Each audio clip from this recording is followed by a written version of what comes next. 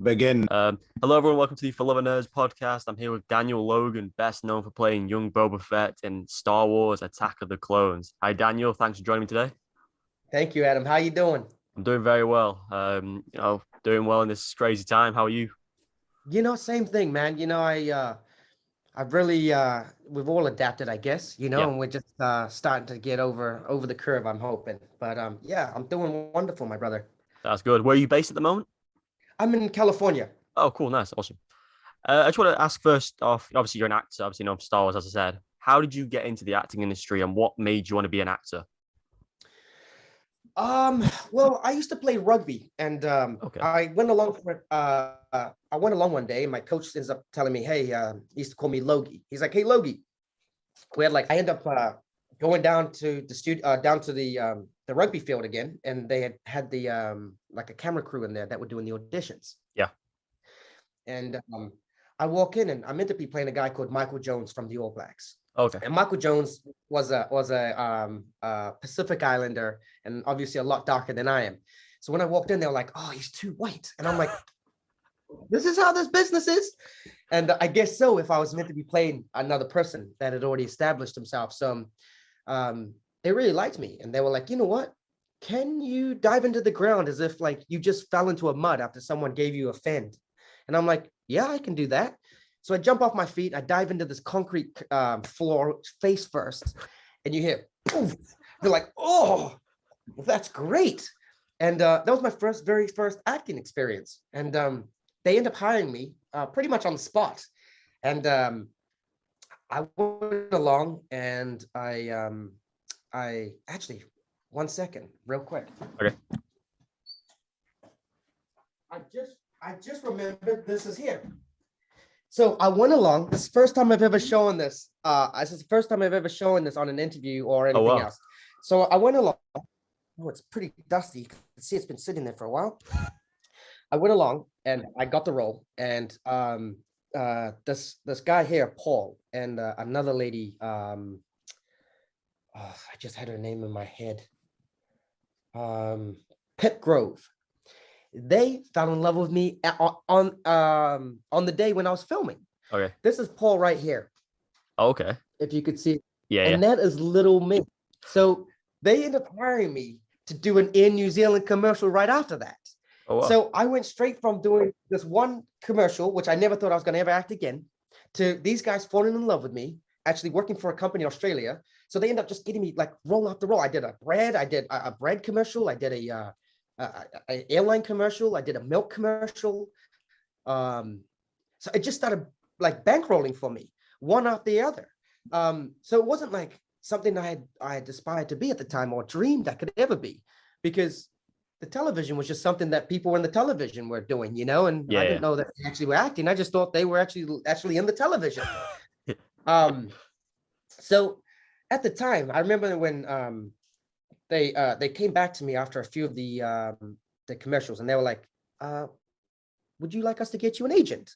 And at this point in time, I started realizing, well, I actually get paid to do this acting stuff, and I don't have to work out. I don't have to go and train every 2 times a week and play the game on Saturday, and not get paid. And I could do this instead. Yeah. So I said, "Yeah, sure, get me an agent." So my agent then happened to fall in love with me too. Oh, wow. So then it happened to be like so many people when I was growing up just thought I was this cute little bald-headed, little guy. And so she fell in love with me and then ended up becoming my agent. And then she just sent me out for everything. If the kid was like 7 years old or if he was like 27 years old, she was just like, she was like, "We'll find your range. We'll find your range." Basically, she was just putting me out for everything. That's awesome. And I ended up starting to land pretty much everything that she was giving me. And then that's when she offered me the role of, or gave me the audition of Star Wars. Oh, wow. And then my life changed from that. Yeah. So my agent got the call for Star Wars.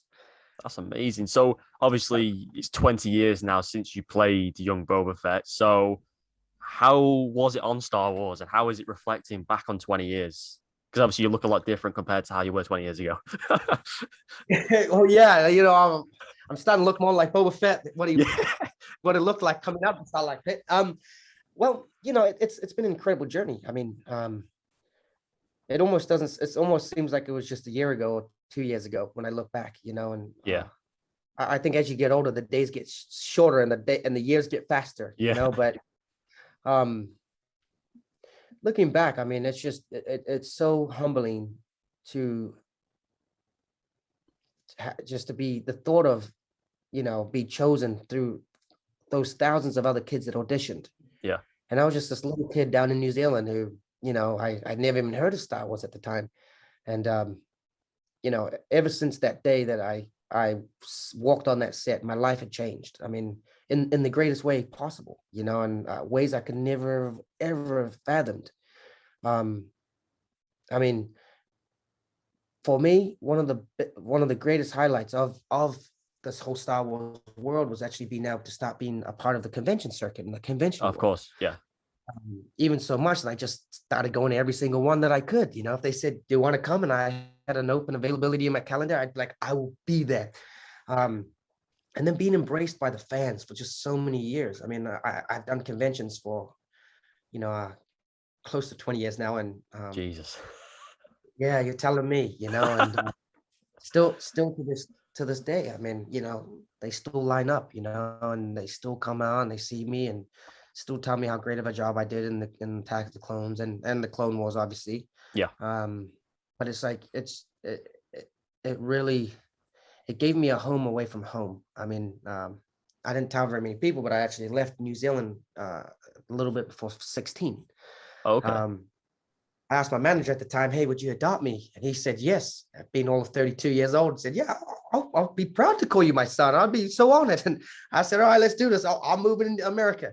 Wow. And I left everyone and everything I knew, and I moved across to America. And I started out technically on my own again, even though I had my father, who was kind of like my big brother, who's now become more like my father again. But at 32, he was exploring, trying to figure his world too, at the same time as giving up everything and to raise me. So like being able to have that Star Wars community to be able to kind of comfort and keep me, warm and comfortable Yeah, I all get the that. time was something that just I really adored, and I still cherish. I mean, I will cherish to the day I die. And I think that's what's made it so weird that 20 years have gone by, because it's like all of the hundreds of thousands of people I've met. It still doesn't seem like that much time has passed. No, I get you. I mean, constant new generations coming through, and especially with all the different variations of Boba Fett and the new Boba Fett show, your character will live on forever, because obviously you technically appear in the new show as well, through archive footage, which is amazing. So obviously you worked with is it pronounced Tamura Morrison? Is that his name? Yeah, I mean, my mother came from England, so every time she used to say, "Oh, that Tamura Morrison," and now that fact that I was in New Zealand, I had to say it, the way we say it is you roll the R, so it's Timuweta. But Oh, okay. I just started telling people, just call him Tim. Just call him Tim. That's so much easier, Timuweta Morrison. I mean, they always give all the very hard names to pronounce seem to be very, very fluent and popular in Hollywood, Yeah. So yeah, he's an amazing guy, Timuweta Morrison. Yeah, I was going to ask, obviously, because he played Jango Fett, and he's going to play Boba Fett now. What was he like to work on set? What type of guy is he? Obviously, because he would have been your father figure on set. So, what was it like? He was truly an amazing guy. I mean, from the minute that he saw me and the minute we embraced, we became father and son. I mean, and it was all due to him. I didn't never think that the significance of playing someone's son and actually carrying that off set and still being, "Hey son, what are you doing? Come on over here. Let's go and get a feed, or let's go do this," And so I didn't realize at the time that the fact that just by his wording of, "You will be playing my son, I'll be playing your dad. Yeah. You call me dad and I'll call you son," it just brought that to life even so more so on film that even still today, I'm like, I get messages like, "Is he really your father?" I'm like, "No, I don't know who my father is." No, just joking. Possibly. We all grew up on the same island. Exactly. You never know. Yeah, Oh, wow. only so wide, the islands, and so many people at the time. So, no, yeah. So he's just the kindest person ever. I mean, even to the point where when I wasn't filming with him, he'd call me at home. And it was back in the days where we had only one house phone, and everyone Yeah, would of share that course. one house phone. And he would call like, "Hello, was my son there?" And at the time, growing up without a father, they would be like, "Oh, now you're trying to call. All right." And they would hang up the phone on him. Oh, And then really? he'd call back, yeah, and be like, "No, this is a Star Wars dad. Tim Whittemore. Oh, it's Timothy Morrison, everybody." And they would yell out like, "Daniel Timothy Morrison." So then, even after, I mean, even to today, we share a close bond. I mean, he truly, if not is still my father, I guess he's become more of an uncle. Yeah, I get Um, that. and we traveled on the convention circuit together Oh, for nice. many years, and I mean, that allowed us to still stay in touch with each other when I wasn't traveling down in New Zealand or he wasn't coming up here to the States. Um, I mean, when I'd go down to New Zealand, he'd be like, "All right, well, make sure you tell me what day you're going to be around, and I'm going to make a big feed." So I'd literally go to his house, and he'd been cooking all day. And I mean, this doesn't Really? happen once; it happens all the time. And That's he cooks amazing. the largest meals, and then and mostly all cultural meals like Maori meals and stuff like that we would have traditionally in New Zealand. And knowing that I'll be bringing my whole family with me, he'd make a huge pot or cook up enough for not only me but every person that I'd ever bring down. And Wow. he yeah he's just the sweetest, softest, kindest person with actually a voice like an angel. If you've ever heard him sing, he can actually sing really well. Really? It's kind of weird, yeah, when you look at him and then he starts singing, you're like, that voice comes from that face? No, no, no. I know what you mean. Oh, I know what you're saying. He's this villainous guy in the Star Wars universe, and you say you can sing at the same time. Wow, that's amazing. What a talent. Exactly. I mean, I think, one of the greatest things is most people don't realize, but I was one of his biggest ambassadors to come back to reprise the role as Boba Fett. Oh, Um, really? with all these different storylines out there, like, oh, we might pull this guy in, or we might try to do that, or this guy we might think should play the role, and rah, rah. So I started ambassading, going, no, no, guys, you got to think about it. Jango Fett was the original clone, or Boba Fett was the original clone of Jango, right? Meaning, I eventually have to go back to looking like him Very at true. the end Yeah. of the cloning process. You know what I mean? But somewhat during those processes, I could still look like me. But then as it starts to turn, it should go more to looking like him. And I think Lucasfilm were like, you're right. So I kind of sold myself out of a job. I should have shut my mouth and just been like, I'm the only Fett. I am the people's Fett, but yeah, no, I'm just so glad that the Fett family have another a person who's representing us. And what better person than Tim Whittemore Morrison? Yeah, I agree. He did a fantastic job as Commander Cody and Jango Fett, obviously, in the original trilogy. And to see him in Book of Boba Fett, he's done a phenomenal job. When he's on screen, it's just wow. The guy has followed in what you did and what Jeremy Bullock did in the original trilogy from the 70s. And also the Jango Fett, and he's also bringing in a little bit of Jango Fett. Of course, yeah, I don't think people have realized, and which I've realized is that he's kind of morphed to be more like his dad as he's gotten older. Do you know what I mean? It's kind of yeah, he's got a bit of likability about him. He's not all evil as well, which is awesome to see. Well, I mean, I did like him as only being a bounty hunter. I mean, when you think of bounty hunters, this is your number one guy. You do not want to show up knocking on your door, No. So, I for me, growing up now being in the middle, I've been able to cherish all of the different, as you said earlier, the generations. Yeah. And Boba Fett he's a generational thing. I mean, he came from the originals. George brought him back in the prequels, and then Dave brought him back to life in the in now Mandalorian. now Mandalorian. Yeah, Boba Fett. Yeah. Mandalorian and the Book of Boba Fett.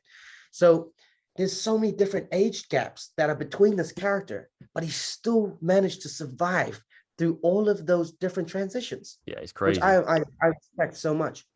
No, yeah, 40 years of Boba Fett nearly, because I was saying it was 80 when Empire came out. So it's crazy, isn't it? He's probably one of the greatest characters in the Star Wars universe, and it's amazing for yourself, obviously, to be part of that history. I get, And obviously, you said you're in Clone Wars as well. So, what was it like to play an older version of your character? It was scary.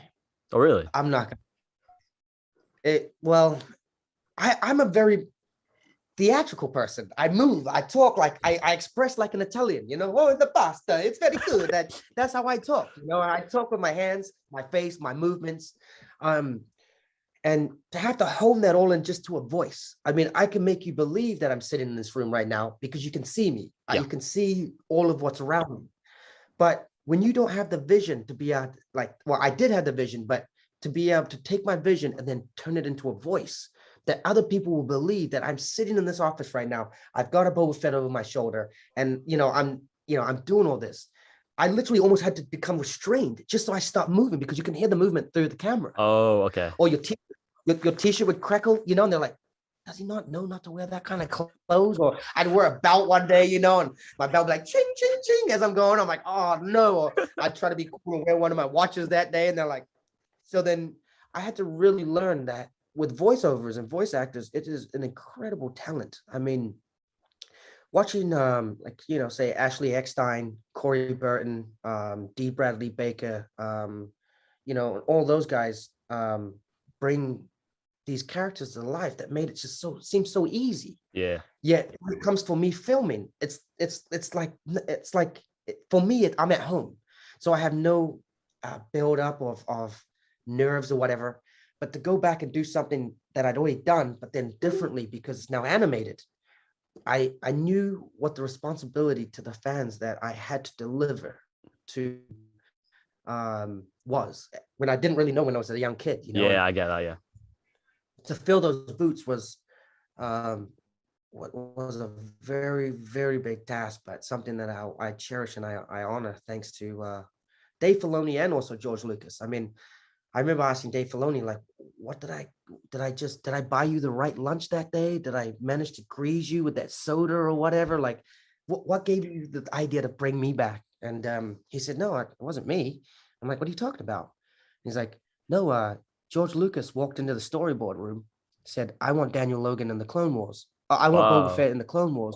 Call Daniel Logan. And like, the only way I can say it is like God calling you back to heaven once you lost your wing, you're like, I've been flying around with one wing for a while, and George was like, poof.